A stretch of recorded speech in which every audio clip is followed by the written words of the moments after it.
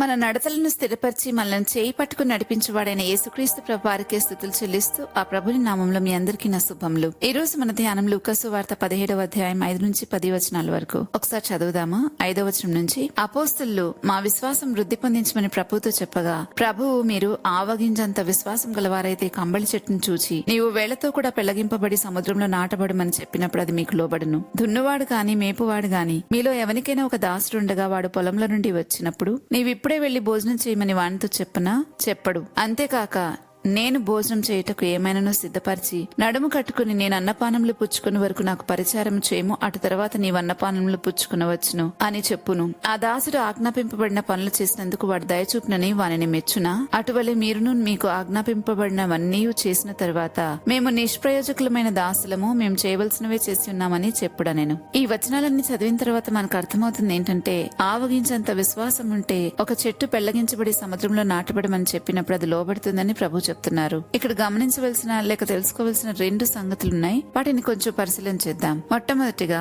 విశ్వాసాన్ని, పరలోకాన్ని రెండిటిని ప్రభు ఆవగింజతో పోల్చి ఉపమానం చెప్పారు. పరలోకాన్ని గురించి అయితే మత్తయి సువార్త 13వ అధ్యాయంలో మనం చూస్తాం. పరలోకము ఆవగింజతో పోల్చబడింది.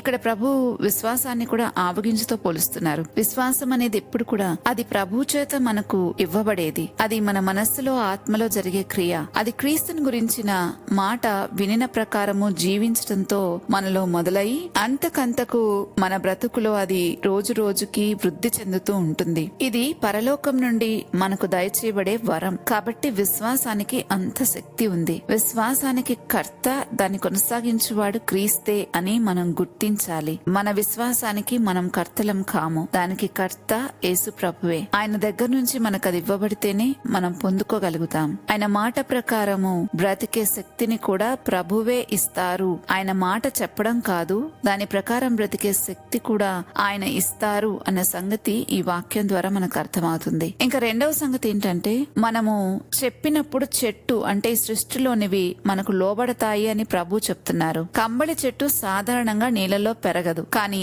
అక్కడ కూడా నాటబడుతుంది అని ప్రభు అంటున్నారు. విశ్వాసం అనేది అంత శక్తి కలది. విశ్వాసం అనేది మనం ప్రభు మాట విని విధేయత చూపినప్పుడు దేవుడు మనకు దయచేసేదని ఇందాక మనం చెప్పుకున్నాం కదా. అయితే మనం చూపిన విధేయతకు ప్రతిఫలంగా సృష్టిలోని ప్రతిదీ మనకు కూడా విధేయత చూపుతుంది అనేది ప్రభు ఇంకొక సంగతి ఇక్కడ మనకు తెలియజేస్తా ఉన్నారు. అందుకే ప్రభు ఇక్కడ ఈ ఉదాహరణ చెప్తా ఉన్నారు. ఈ విషయాన్ని ప్రభు శిష్యులు అడిగిన దానికి సమాధానంగా చెప్పారు. మాలో కూడా విశ్వాసాన్ని వృద్ధి పొందించమని వారు అడిగారు. అప్పుడు ప్రభు చెప్పారు ఈ మాట. దీన్ని బట్టి మనకు అర్థమవుతుంది కదా, విశ్వాసం వృద్ధి పొందాలి అనంటే మనం దేవుని మాటకు ఎంత విధేయత చూపితే అంత వృద్ధి పొందగలుగుతాం. అందుకే నేనంటాను, ఒకరి విశ్వాస పరిమాణం ఎంత అంటే వారి వాక్య ప్రకారము ఎంత జీవిస్తారో అంత అని. అయితే ఒకసారి విశ్వాసం వృద్ధి చెందాక ఇదంతా నా కష్టంతోనే సంపాదించుకున్నాను, నేను కాబట్టి ఇలా ఉన్నాను, నా విధేయతతో నేనెంతో విశ్వాసాన్ని పెంపొందించుకున్నాను అని మనలను మనం హెచ్చించుకోకుండా ప్రభు చెప్తున్నారు, చేసిందంతా చేసి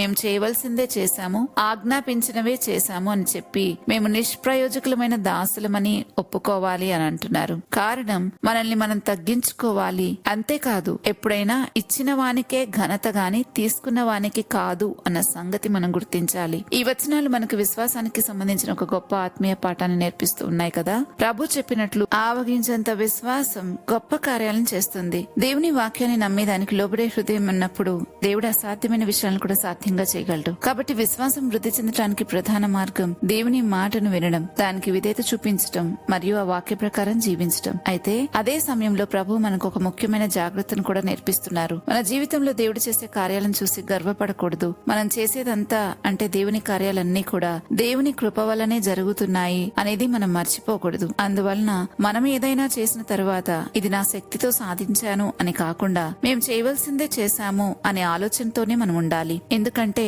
శక్తినిచ్చేవాడు దేవుడే, విశ్వాసాన్ని కలిగించేవాడు దేవుడే, కార్యం జరిగేలా చూసేవాడు ఆయనే. కాబట్టి ఈ వచనాలు మనకు చెప్పే ముఖ్య సందేశం ఏంటంటే, దేవుని వాక్యాన్ని నమ్మి దానికి విధేయత విధేయతతో జీవించినప్పుడు విశ్వాసంలో ముందుకు సాగుతాము. కానీ అదే సమయంలో వినయంతో ఉండి అన్ని ఘనతలను దేవునికే సమర్పించాలి. ఖచ్చితంగా సమస్త మహిమ దేవునికే చెల్లించాలి. అప్పుడు మన జీవితం దేవునికి ఇష్టమైన, ఆయన చేతిలో ఉపయోగపడే ఆశీర్వాదకరమైన సాధనంగా మారగలదు. ప్రార్థించుకుందామా? మా నడతలను స్థిరపరచువాడమైన మా దేవా, నీకు స్తోత్రాలు చెల్లిస్తున్నాం. ఈ సమయంలో మీరు మాతో మాట్లాడిన మాటలను జ్ఞాపకం చేసుకుంటూ దాని ప్రకారం బ్రతకడానికి కావలసిన శక్తిని ప్రసాదించమని వేడుకుంటూ ఉన్నాను. పరిశుద్ధాత్మ శక్తి ద్వారా గొప్ప విశ్వాసం అనే వరాన్ని మేము పొందుకున్న తర్వాత ఆత్మఫలాన్ని, విశ్వాసం అనే ఆత్మఫలాన్ని ఫలించుటకు, విరివిగా ఫలించుటకు కృపచూపమని వేడుకుంటున్నాను. ఎన్నడూ విశ్వాసఘాతకులము కాకుండానట్లుగా మమ్మల్ని కాపాడండి. నిరంతరము నా ప్రభా, నీ స్వరం ఏదైతే వింటున్నామో దాని ప్రకారం బ్రతికే కృప మాకు దయచేయమని యేసుక్రీస్తు ప్రభా నామంలో వేడుకుంటున్నాము తండ్రి. ఆమెన్. రేపటి ధ్యానంలో మళ్ళా తిరిగి కలుద్దాం. అంతవరకు దేవుని కృప మనందరికీ తోడైనను గాక.